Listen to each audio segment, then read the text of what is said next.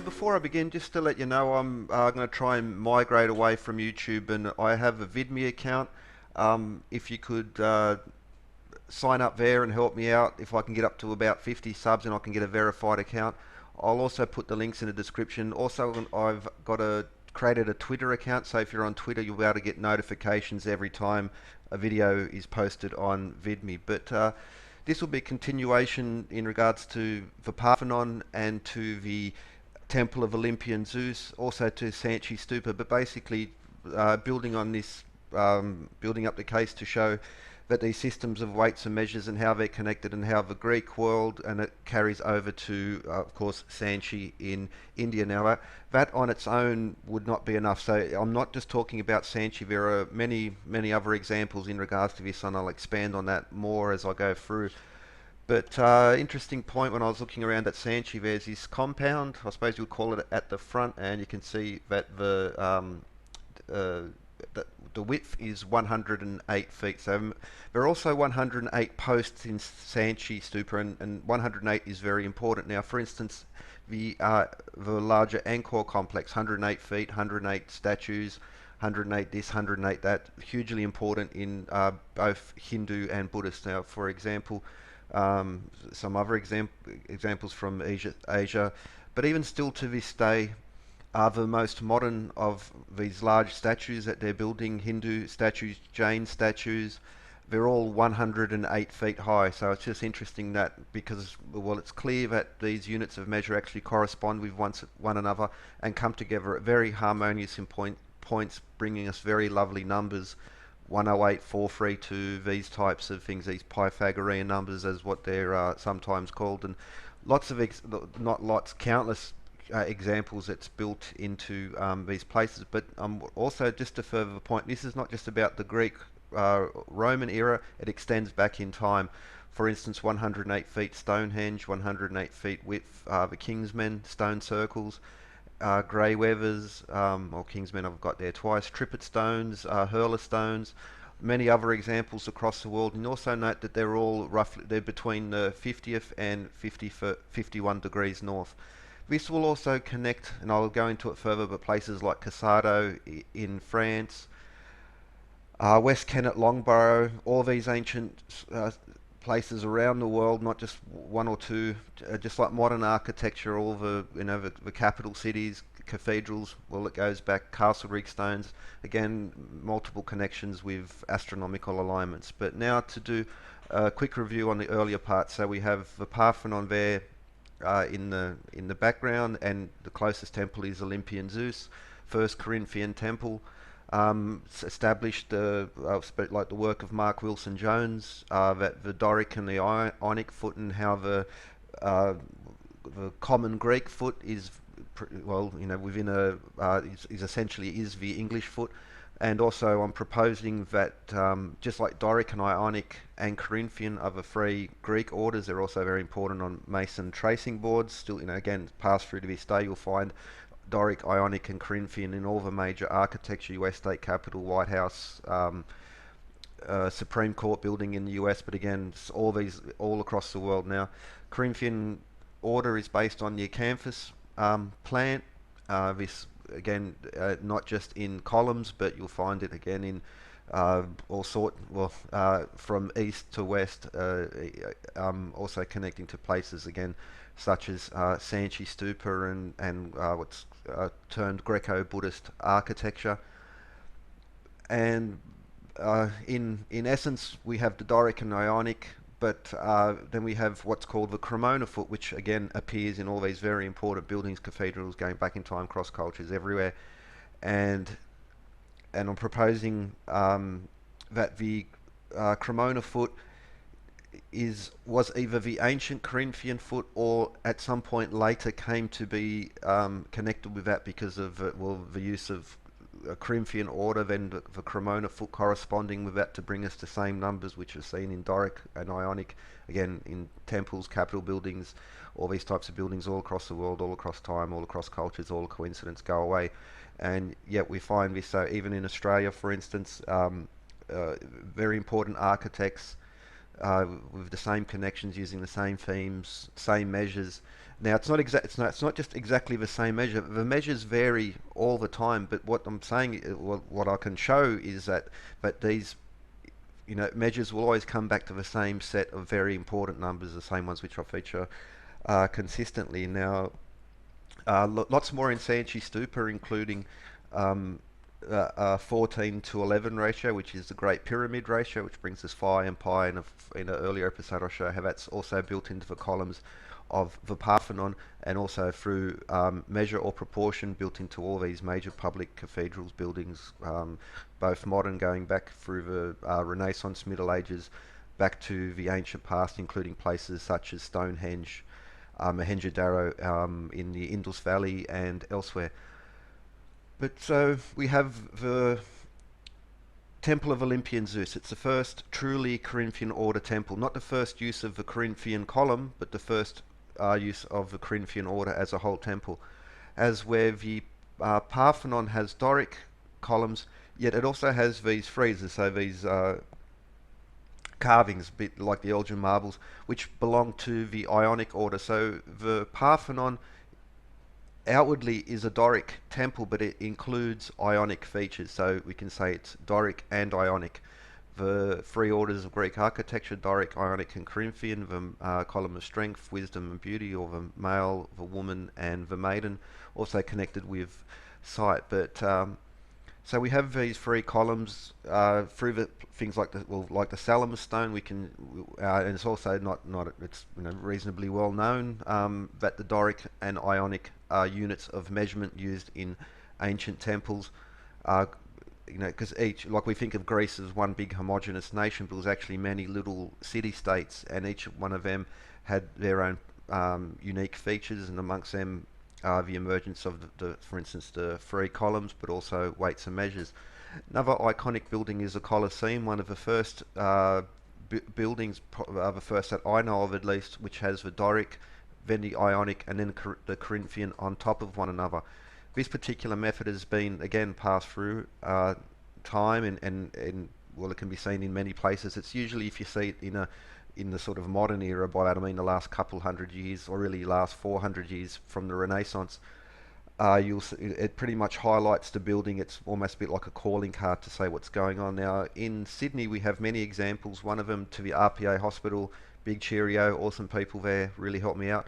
But founded by Masons, and the entrance we see the Doric, the Ionic, and the Corinthian stacked on top of one another, just like the Colosseum in Rome. And it also features the Doric, Ionic, and Cremona or Corinthian units in its measures to deliver us again these very special numbers. I've done a couple videos on that. But basically everything that I'm about to show towards the end of the video will be seen in the RPA hospital here, which again we can just get an example. So you have the male column on the bottom. I'll get another view in a moment. So at the top we have the Corinthian order, the most elaborate of the orders. Probably not the best shot, but you'll get better images of, as you saw in the earlier pictures. But this particular design type is, again, it's one of these consistent things. You'll find that it's a calling card to suggest that something deeper going on within these buildings. You might even notice, like the window frames, how each level is different, and the keystone in the arch is also is passing something on. The Lands Department building, also in Sydney, by James Barnett, is one of these in Australia, along with Edmund Blackett, the most important architect in passing this on. And once again, Doric, Ionic, and Corinthian stacked on top of one another. Also back to the RPA, it's also worth noting. So on the inside we have many Acanthus decorations. So what you have is the Corinthian order of architecture on the inside, where it's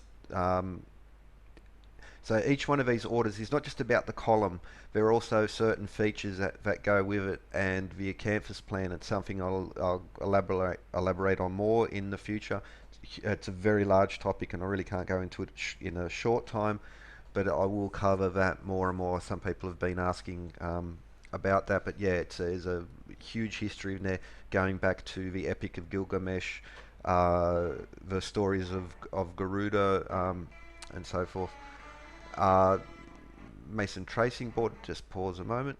Okay, so the Doric and Ionic, or the Dorian and Ionian system of measure and architecture also corresponds to musical modes again, which is usually attributed to uh, around about the Renaissance sort of period, but because of all this other evidence and the importance of music in the Pythagorean schools, I think there's a good argument to at least investigate that it's much older. But we have the Doric and the Ionic has systems of measurement and of length, for instance. This would also go into the second dimension. By that I mean area, and then the third dimension, by that I mean volume. But we have the Corinthian order, which I have not found anything to to suggest that what is the Corinthian order. Was there a corresponding unit of measure, etc., for it?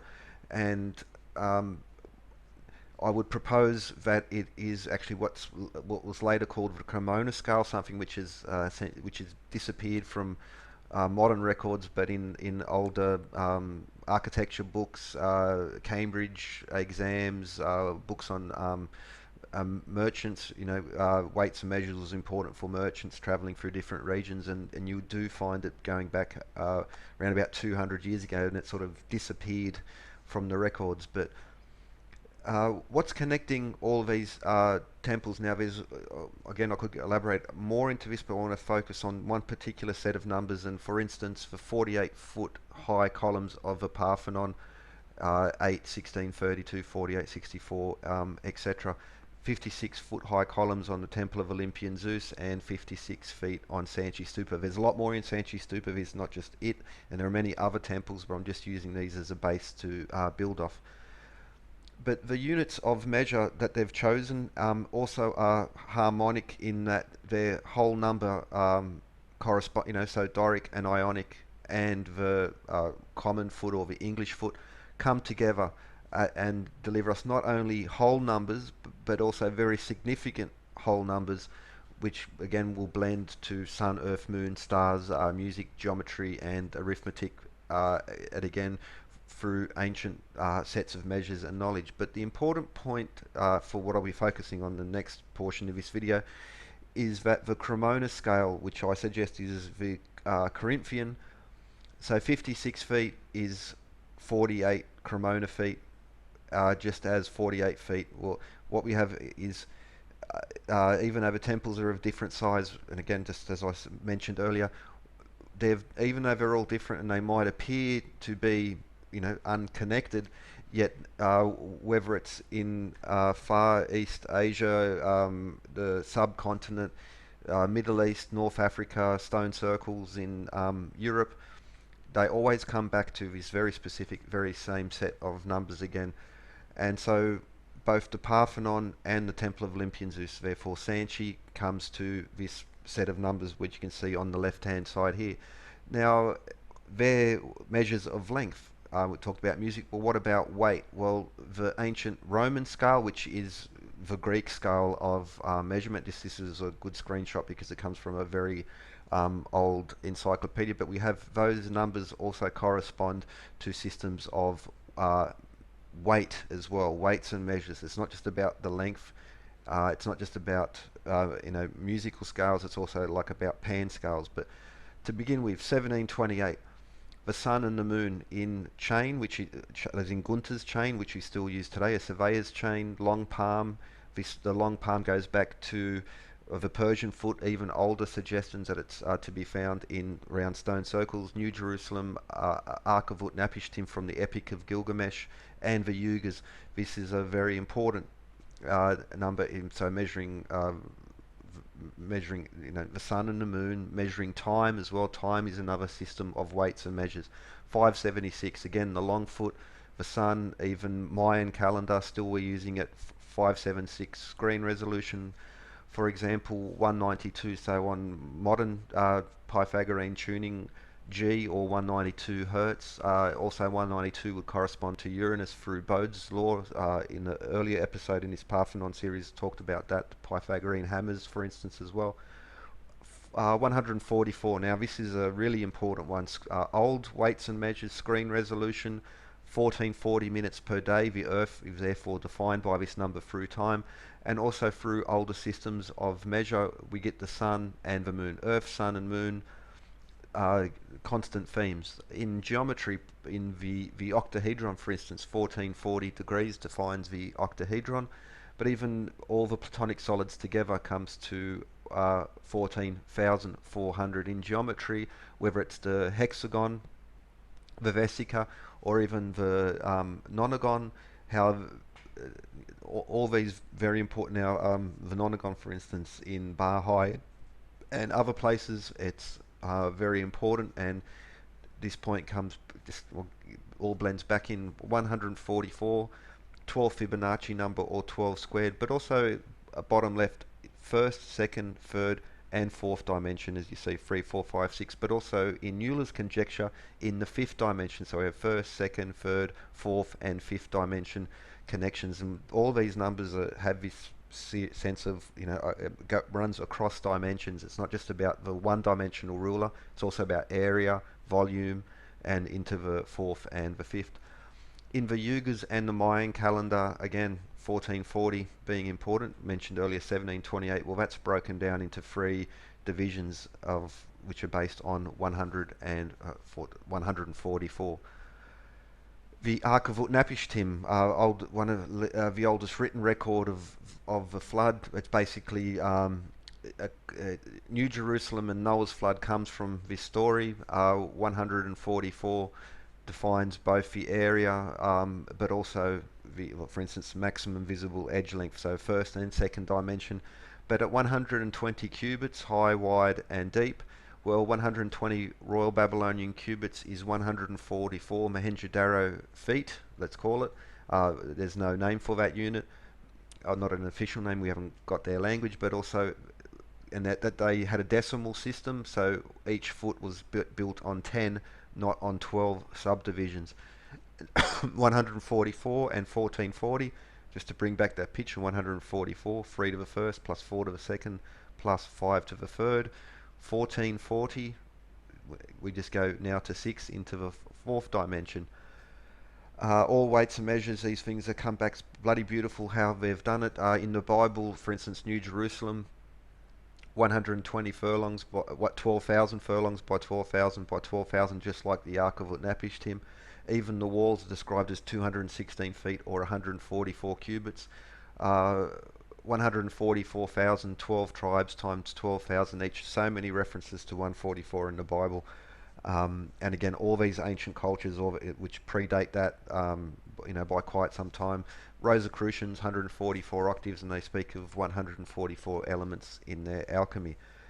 64, there's a lot, this is the card I've got prepared, there's a lot more, and now as we get towards the lower end of these numbers, there are so many connections, so it's not but whether it's the I Ching, things like the chessboard, the 4 cubes, but at 48, that's interesting because we brought 1728 when we talked about the Satya Yuga. Well, that's 4800 divine years, 48 days Buddha under the Bodhi tree. New Jerusalem, Ark of Utnapishtim, also once more another description of them.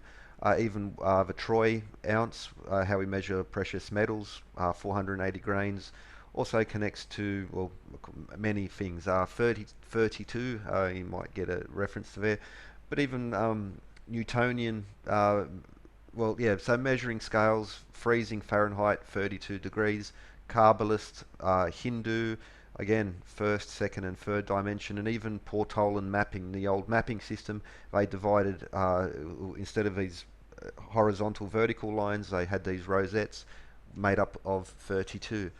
Again, now as we're getting smaller, but just as one example in weights and measures, whether it's drams or ounces per pound, 16. And again, 8 because we're getting smaller now. It's sort of, it's you could, it's too easy in regards to these ones and to connect them. But the 8 wins. This is relevant for a number of reasons. We'll touch on that in a moment. But so you had the north anyway. But what I mean is, so the Tower of a Wind, something I'll go into more in the future. Touched on an earlier episode in this series. That's a octagon shape, and it has the 8 winds about it. The Tower of the Winds. It's also it was a temple of timekeeping. Had a sundial, water clock, all these types of features in it. Now, what's interesting about why I'm highlighting that now is because the capital from the Tower of the Winds is a Corinthian Acanthus column, but it is as it's a variation on those. So it doesn't have those flutes at the corner. So in the bottom right, you can see a more traditional Corinthian capital, and above, and both those pictures are from Sydney as well. One, the top right from Centennial Park, and the bottom right from the State Library. And just pause a moment. Okay, so here we have an Odd Fellows tracing board. Now, not as well known, but the Odd Fellows are basically in the same vein of the Masons, a mutual aid fraternal society with these ancient connections going back to the craft guilds and drawing from much older ancient knowledge. This is the former head of the Odd Fellows building in Sydney, the MUIOOF, Manchester Unity Independent Order of Odd Fellows building, and there we see the same column and the same type of architecture as used in the column capitals in the Tower of the Winds in Athens. But on the front we also have these corbels, which are more traditional as the Corinthian order. It's not just about the columns, there are also these other features now inside these colonnades. Again, same with the acanthus leaf, but with this frond style leaf emerging from it, very reminiscent of older Egyptian column forms. But now over to Centennial Park, and as is the case, you'll always find acanthus associated with these important sites, and this symbolic architecture, weights and measures connected with them. Also in Centennial Park we have the Centennial Dome, or the forget the official name for this, but there are 1,440 tiles at the top. 144 covered that, how important that is. Again, connects to all across the world, cross time, cross cultures, everywhere. Also this spectrum, the light spectrum is an interesting connection. But on the murals there, faith, hope and charity, done a video in regards to this. Is not just in Freemasonry, but also we're going back to Christianity. It's a very important feature and reference. This is a RPA hospital, which I mentioned earlier. Also faith, hope and charity there on the front. St Mary's Cathedral in Sydney, faith, hope and charity in there. Also Valere, which is an interesting reference, but also in St Mary's Cathedral we have the pelican feeding her young, which is also connected to these esoteric groups, but also very built into Christian tradition. And again, multiple other references. I've done a video on that as well. It's if anybody looked that up. But back to Centennial Park, we have these 9 columns, which were originally from the museum building, which were designed by James Barnett, who designed the Lands Department building mentioned earlier, just as an example how the same architects appear over and over again. But there again we see these columns just like at the Manchester Unity building, this variation coming from the capital, from the Tower of the Winds. So it's a Corinthian order, but again variation more in common with the older Egyptian style of column capitals. But Acanthus, again, another reference to this. It's so much in here, and I will get around to it. People have been asking, and yeah, there's just want to finish off some examples. Now, remember at the start I showed there was a lot of stone circles, dolmen and tumulus and all these things in the ancient world, from Europe, North Africa, all across to Asia, and all of them not just with in proportion but in number. They always come back to these very specific, very important set of numbers. Clearly there was this transmission of knowledge, and clearly something is being passed on, and so whether it's a visual reference, but it also comes back to descriptions of sun, earth and moon, as in astronomy, music, geometry and arithmetic, the 7 liberal arts, and especially the quadrivium: astronomy, music, arithmetic and geometry, and all these things are connected in a system, and that this particular method of teaching them as so what we have now is this bizarre system of separate every like geometry has got nothing to do with music, and music has nothing to do with astronomy, and yet uh, by this method all of it comes together, and actually hinting at something much more profound than that. But so with that, I hope you enjoyed and have a good one. Please remember to check out, get the links. I'm going to be moving over to Vidme, at least experimenting on there for the moment. So I will be moving to Vidme. I'll be reposting videos from my YouTube onto this channel. It would help me out if you signed up, and you can follow it through the links. And then if I can get enough subscribers there on there, I can get my account verified, and I don't have restrictions on how much I can post per week and the length of it and so forth. But if you don't want to create another account, I can understand that, no problem. If you do have a Twitter, I created a Twitter account, so you can follow me on Twitter, and then you'll get notifications when I put up a video, so you'll know that there's one up on Vidme, even though you don't have a Vidme account. And yeah, more and more of this will probably, I'll have a few more to post on YouTube, but once I can get the Vidme account, and I'll be looking at Stream It as well, and a couple of others. But that's where I'm going to try and base myself, because of YouTube being YouTube, especially some of their recent moves. And anyway, so with that, I hope you enjoyed. Have a good one. Links to the Vidme account and Twitter will be in the descriptions, also to the earlier episodes in this series in regards to Parthenon, Temple of Olympian Zeus, Sanchi, and so forth. And still will be a few more to come, but not too many. Not too many on YouTube, that is. So, yeah, have a good one.